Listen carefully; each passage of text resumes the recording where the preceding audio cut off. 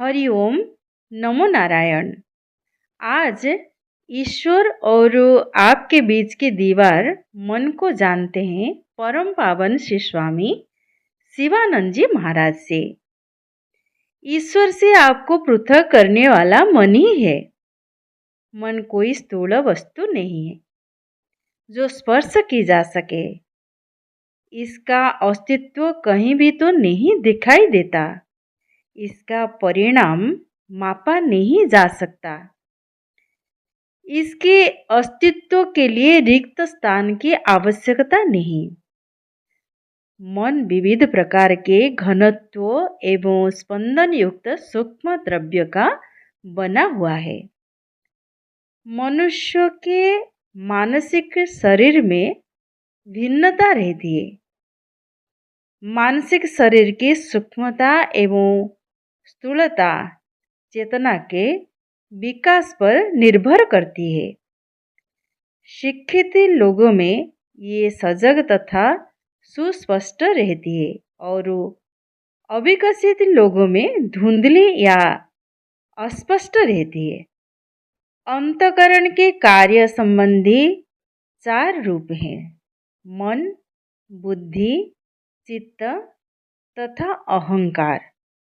जब अंतःकरण संकल्प, विकल्प, इच्छा और संशय करने लग जाता है तो इसे मन कहते हैं। जब विवेक करने लगता है और निर्णय लेता है तो बुद्धि कहलाता है। जब अहंता ममता को प्रकट करता है तो अहंकार। जब ये संस्कारों का संग्रह एवं स्मृतियों का स्थान हो जाता है तो इसे चित्त कहा जाता है।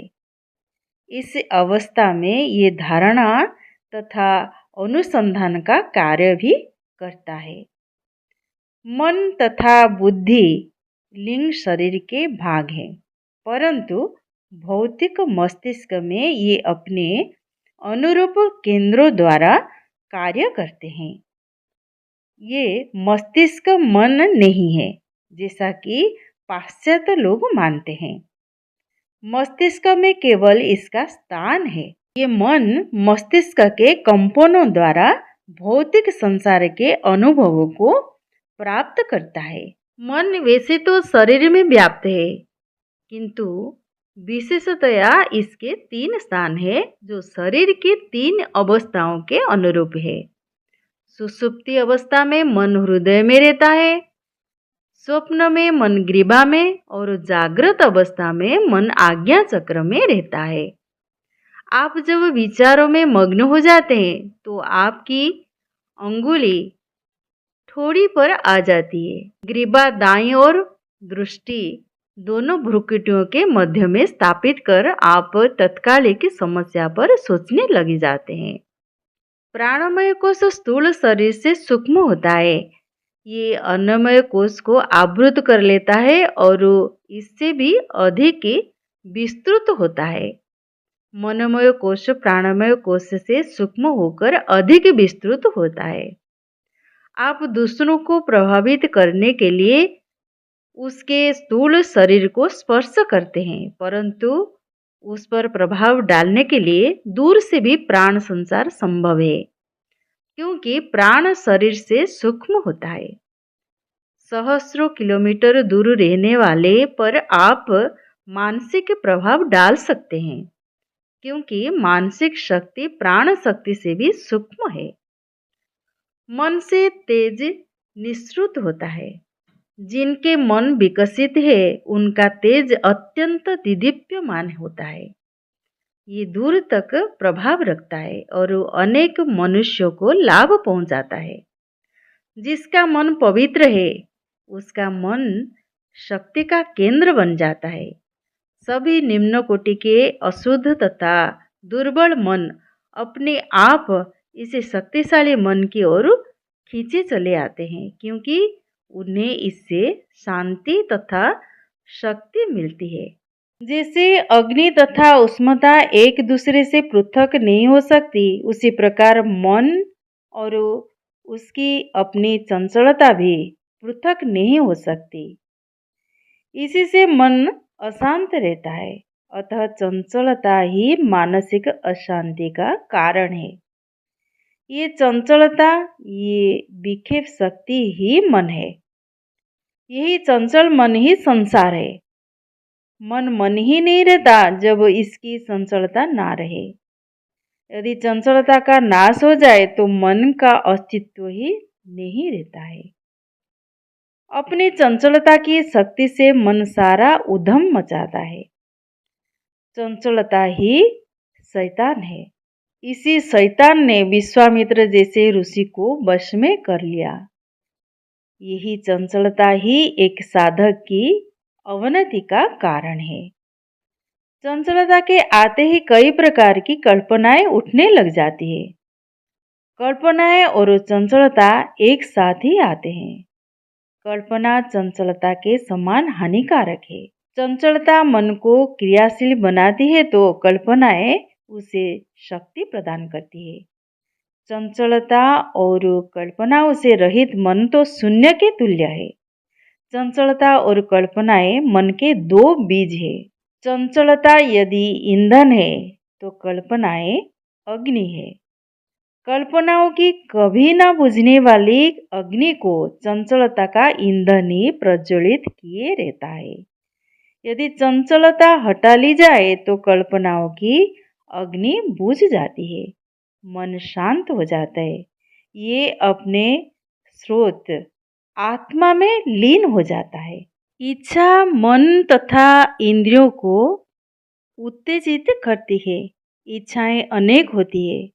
ना तो समस्त इच्छाओं को पूरा किया जा सकता है, ना ही उन पर विजय प्राप्त की जा सकती है। उपभोग से इच्छाएं बलवती होकर बढ़ती है। आपके वृद्ध हो जाने पर भी, केश श्वेत हो जाने पर भी आपका मन सदैव युवा ही रहता है। शक्तिहीन होने पर भी लालसाएं बनी रहती है, भले ही वृद्धावस्था में आप पहुंच जाए। इच्छा ही जन्म लेने का कारण है। इन्हीं इच्छाओं के बीज से ही संकल्प तथा कर्म होते हैं। संसार का चक्र इनके ही सहारे चलता है। इच्छाओं की पूर्ति की चिंता छोड़िए, मन बस में करने का यही उपाय है।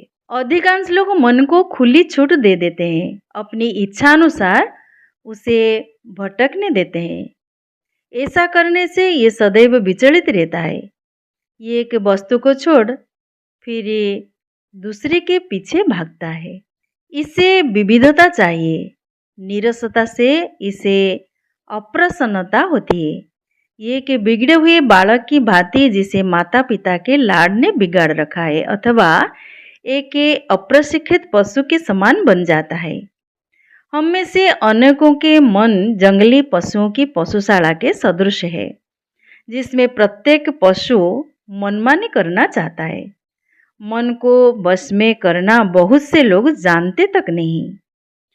मन की अस्थिरता कई रूप धारण करती है। एक गृहस्थी का मन सिनेमा, रंगमंच तथा सर्कस की ओर भागता है। उधर साधु का मन वाराणसी, वृंदावन तथा नासिक की ओर।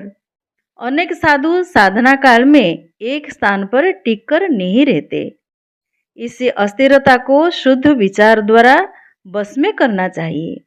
मन को इतने नियंत्रण में रखिए कि 5 साल तक एक ही स्थान पर रहकर ध्यान करें। साधना एक ही रहे, योग का मार्ग एक ही रहे, उद्देश्य एक तथा गुरु भी एक ही रहे। एक समय में एक ही कार्य करने का सिद्धांत अपनाना चाहिए। योगी के कार्य करने का ढंग यही है। सफलता प्राप्ति का रहस्य भी यही है। एक गली के कुत्ते की तरह मन को इधर उधर नहीं जाने देना चाहिए। सदैव इसे नियंत्रित रखें, तभी आप सुखी रह सकेंगे। मन को अपनी आज्ञा में रखिए, वो आपकी इच्छानुसार चले, ऐसा प्रयत्न आपका सदैव रहना चाहिए।